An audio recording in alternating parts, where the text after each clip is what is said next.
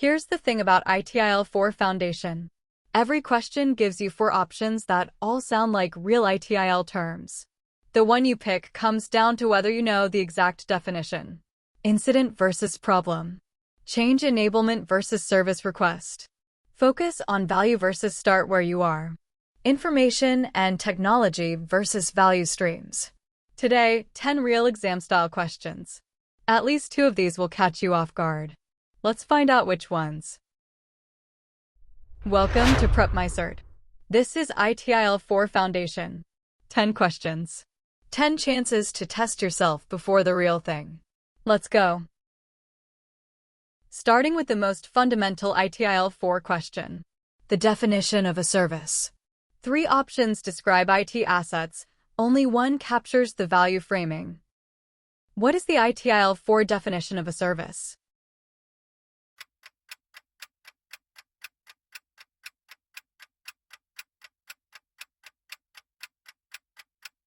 D. A means of enabling value co-creation by facilitating outcomes customers want, without the customer having to manage specific costs and risks. Notice, value is co-created, not just delivered, and the focus is on outcomes, not technical components. The other options describe IT assets, components, or functions. None capture the value and outcome framing that defines ITIL 4. Now the incident versus problem trap. Symptom versus cause. They're different things in ITIL 4. Your team gets paged for a payment failure. Users can't check out. Which ITIL 4 term applies?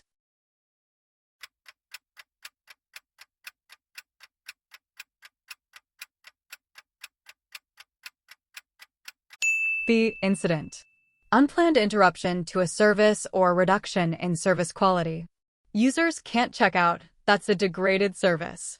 A problem is the underlying cause of one or more incidents. An event is any change of state significant for service management, could be benign. A known error is a problem with documented root cause and workaround. Symptom equals incident, cause equals problem. Guiding principles next. 7 of them. The first one is about why you do everything. Which guiding principle says all activities should link back to value creation?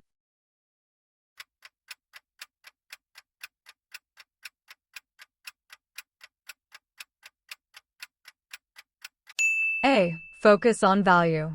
Principle 1 of the 7 ITIL 4 guiding principles. Every initiative, decision, and activity must trace back to value for stakeholders. Think and work holistically considers end-to-end systems. Collaborate promotes visibility and trust. Optimize and automate is about efficiency. When the question says link back to value, that's literally the principle name. Another guiding principle. Reusing what you already have. Which guiding principle recommends using existing data and resources before starting new analysis?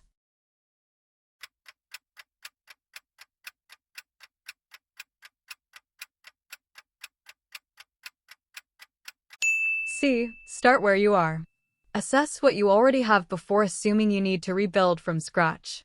Existing services, processes, people, and data often contain value that gets ignored when teams default to greenfield. Keep it simple removes unnecessary complexity. Progress iteratively breaks work into chunks. Think holistically considers connections. Use what's there equals start where you are. Now a key practice. The naming changed from ITIL v3. Note the shift. What is the purpose of the change enablement practice?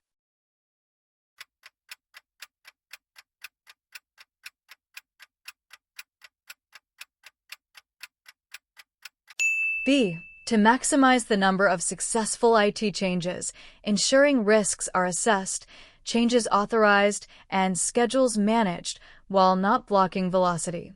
Note the shift from ITIL v3's change management control-focused to change enablement enabling-focused in ITIL 4.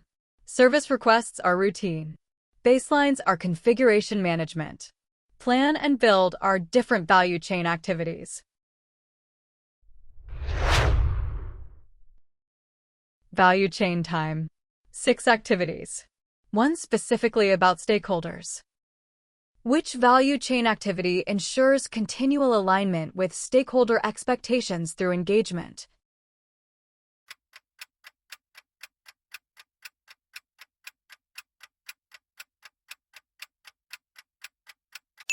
C. Engage. Interacts with stakeholders to understand needs, build relationships, and ensure transparency.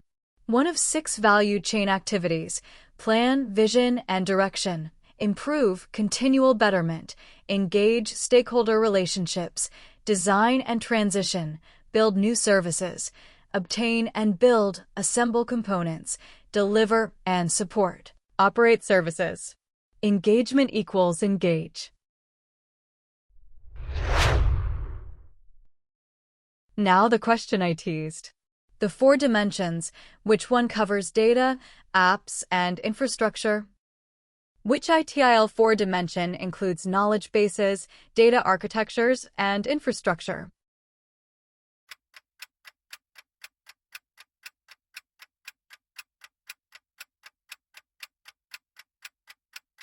A. Information and technology. Includes data, knowledge, applications, infrastructure, and the technology used to deliver services.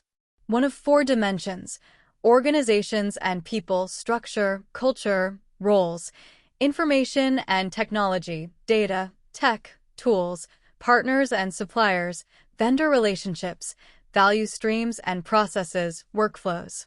All 4 must be considered for any service. Service request management. Don't confuse it with incident management. What is the main goal of the service request management practice?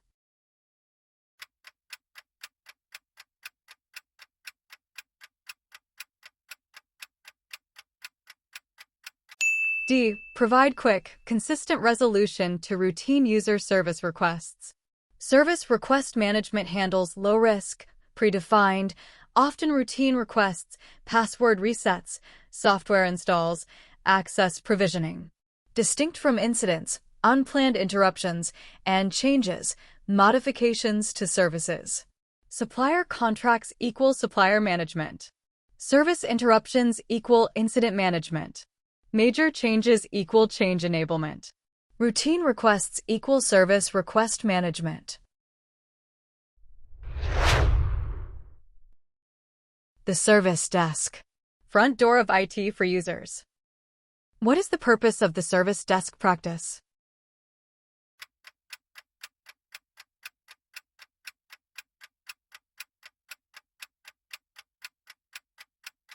The capture demand for incident resolution and service requests as single point of contact. The service desk is the single point of contact between the service provider and users, captures demand for incidents and requests, classifies and triages, communicates status, and provides frontline resolution. It's not just incident handling, it owns all user-facing communication. Automation, backups, and design are separate practices. Last one. SVS components. Which one drives sustained improvement? Which SVS component drives consistent, sustained progress in service quality and value?